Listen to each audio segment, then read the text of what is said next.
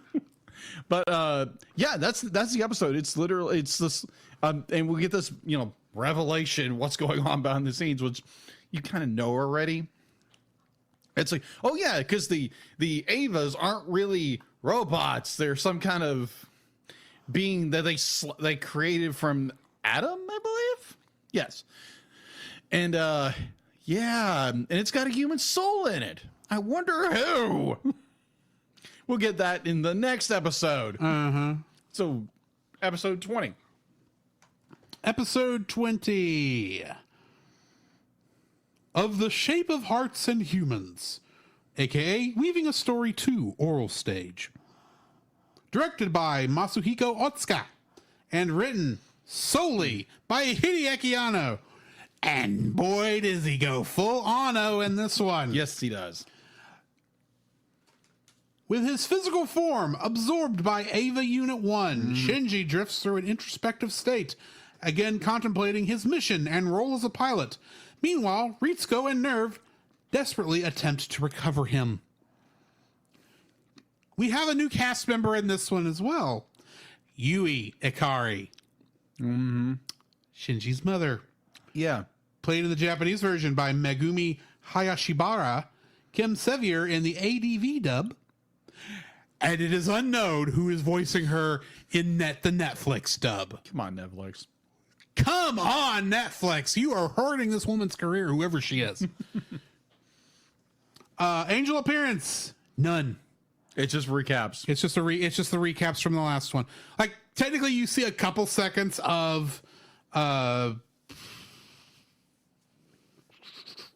lost his name, Zeruel at the beginning while Shinji's eating it, or Unit 1 is eating it. Yeah, Unit 1.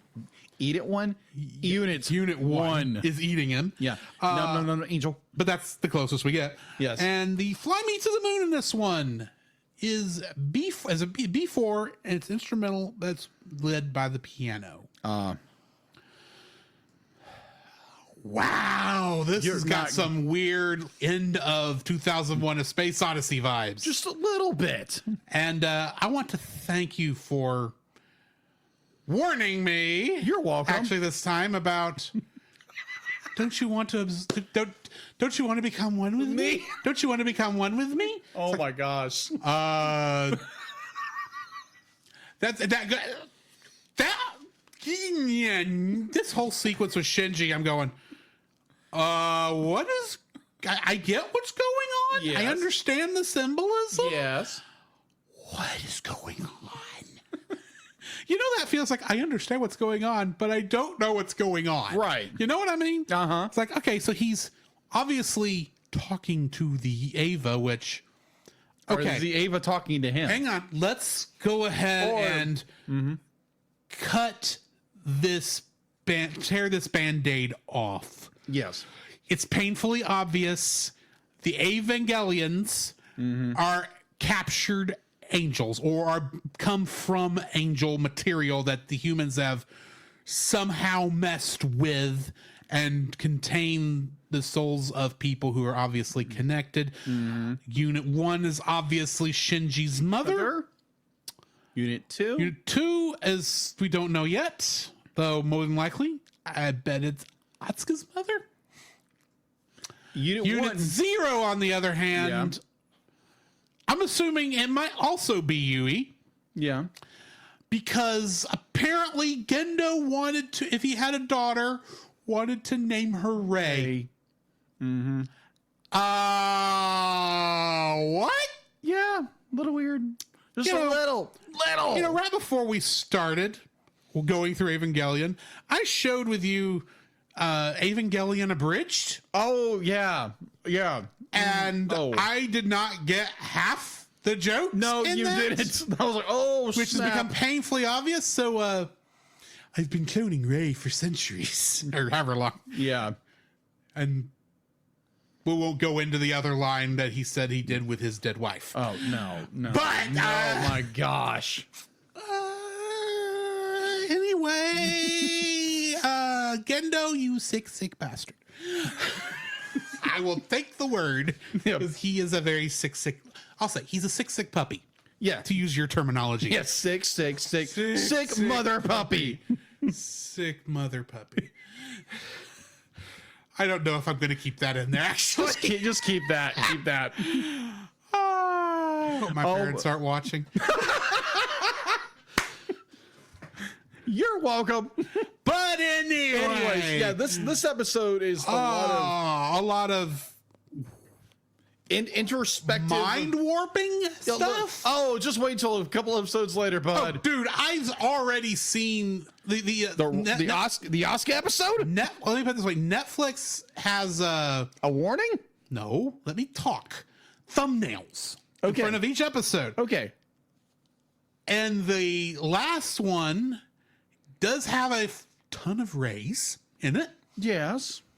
I have seen because of certain other clips that exposed me to Evangelion before I knew I was looking at. Yes. I am aware that there's a bit of a physical altercation between Shinji and Rei at some point. Atsuka at some point. Asuka. Mm-hmm. I don't know if it's television show or movie. It's the latter. Movie? Latter. That makes sense, actually, because it's a lot more brutal than I think they could get away with on TV. Yeah. Though, didn't we have an episode recently where someone choked out somebody? That was Ava. That was Ava Unit 1. It was choking out the monster, wasn't it? No, it was taking out the other Ava unit. Oh yeah.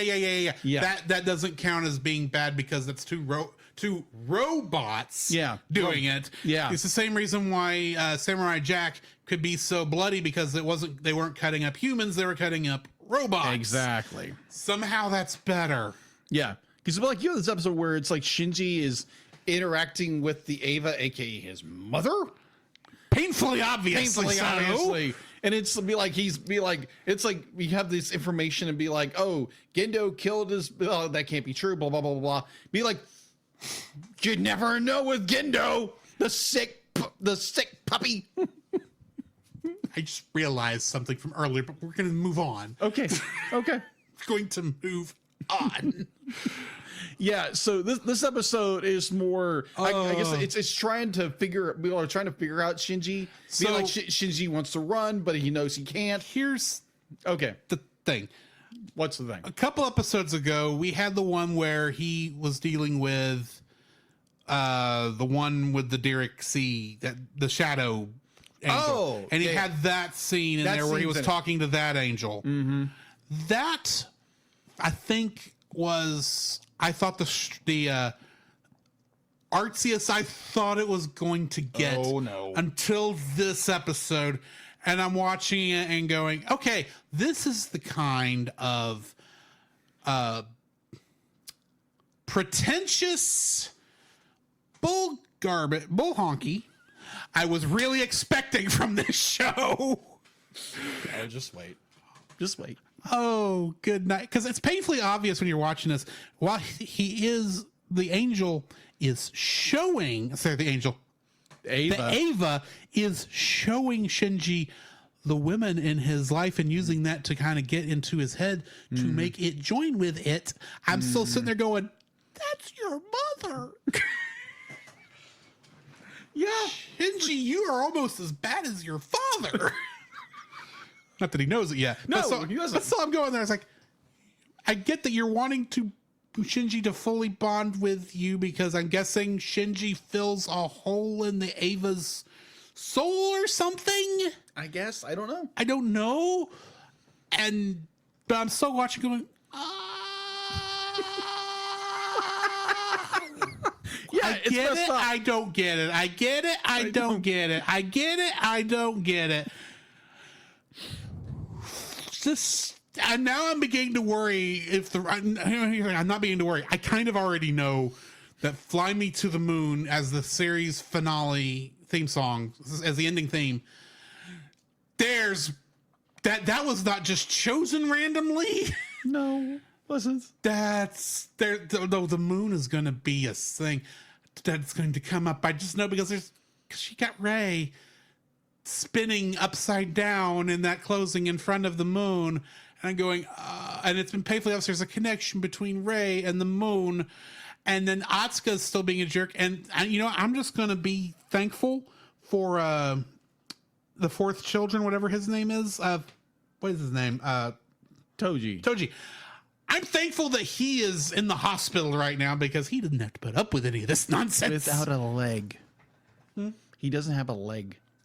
Yes, but he also does not have to put up with any of the nonsense Shinji's having to put up with. He's still having a crappy day, but a relatively normal one. Yeah, at least class rep came and said at hi. least he has his girlfriend. Yeah.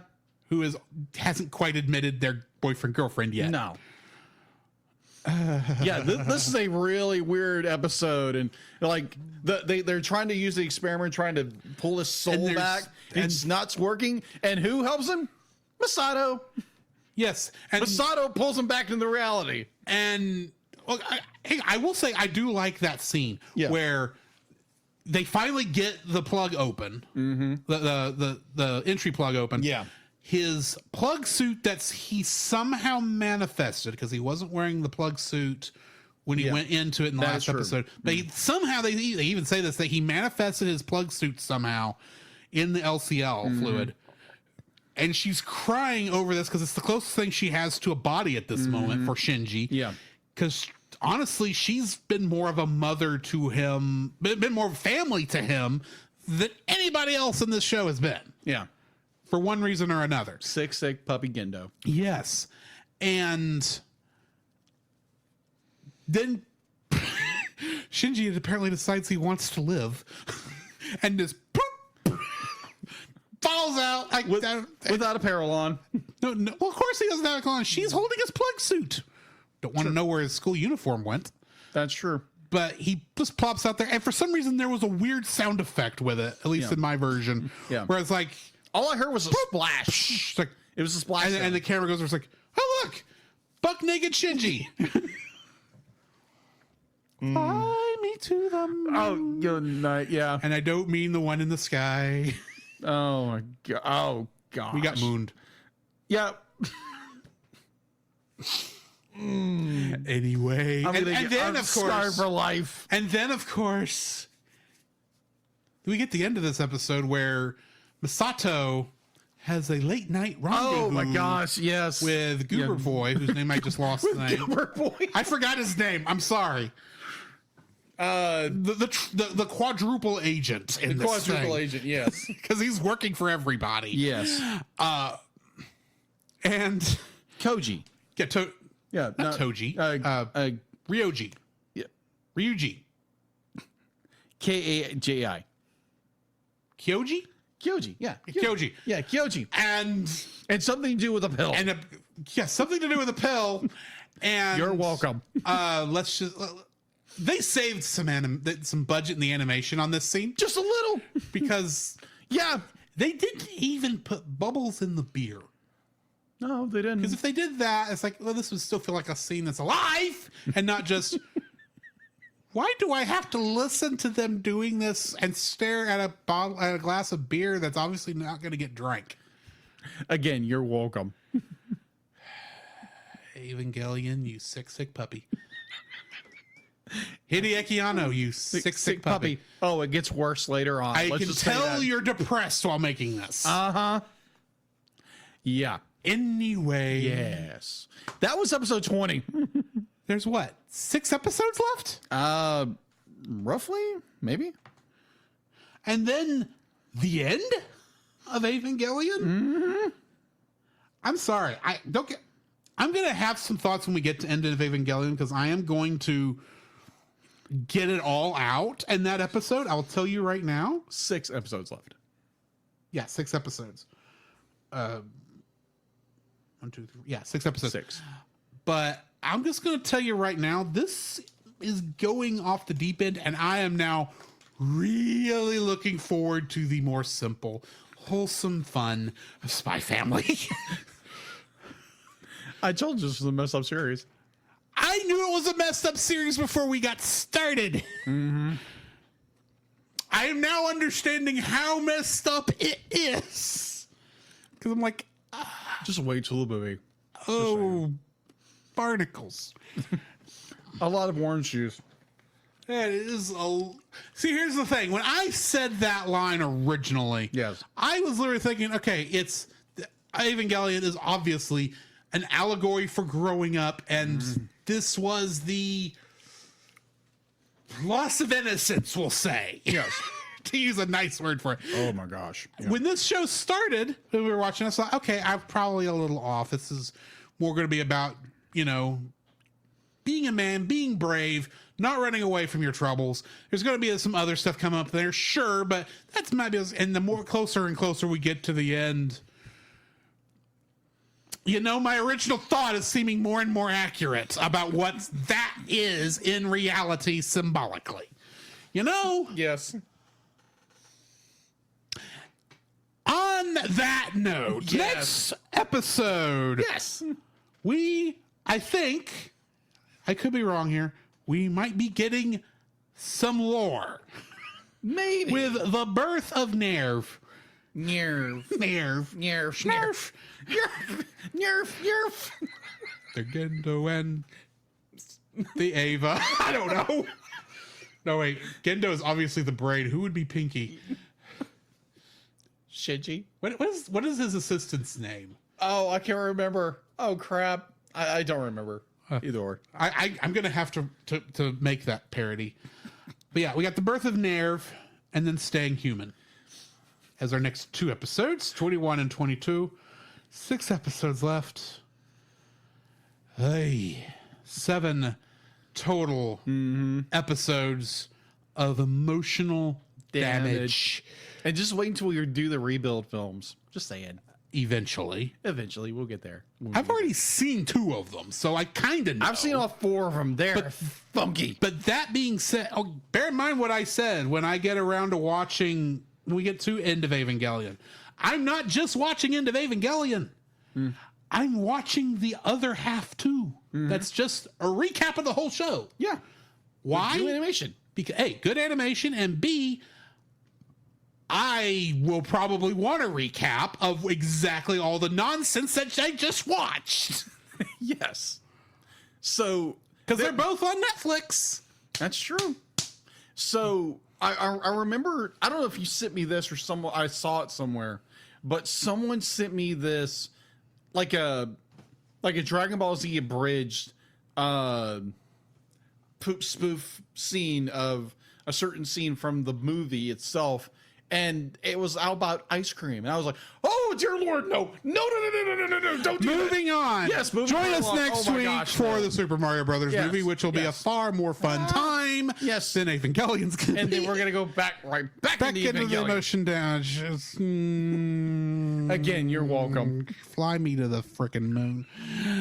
That is my puppy. new curse word. When I need to say something, this has just beat to a bloody pulp Jiminy Crickets on a pogo stick, because now fly me to the frickin' moon. In the meantime, this has been Drew. This is Jacob. And before we go insane, we'll catch you on the next frame. You can follow Jacob on his Facebook at Jacob B. Heron. His Facebook page, Jacob's Daily Art Corner, where he tries to draw each and every day. His Instagram at Jacob B. Heron. His Twitter at Jacob Heron. And his Letterboxd at Jacob Heron. You can find Drew on Facebook at Drew Dodgen. His Facebook page, Drew's Photo Bin, to see his photography. His Letterboxd page at GGeorge759. His Twitter at GGeorge759. And Instagram at Drew Dodgen.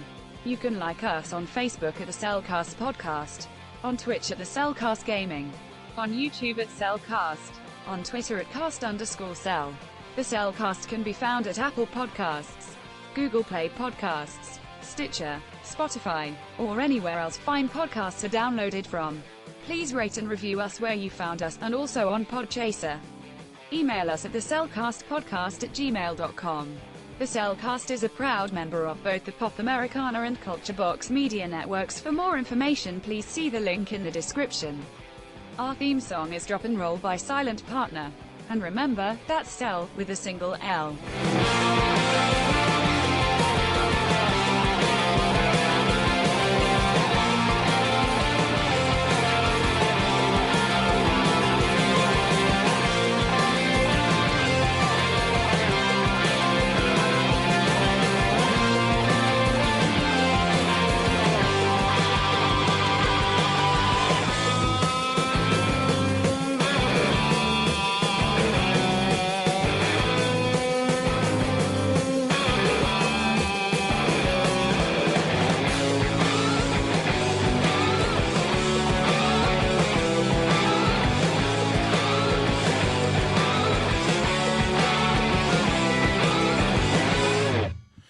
To the moon, Megatron.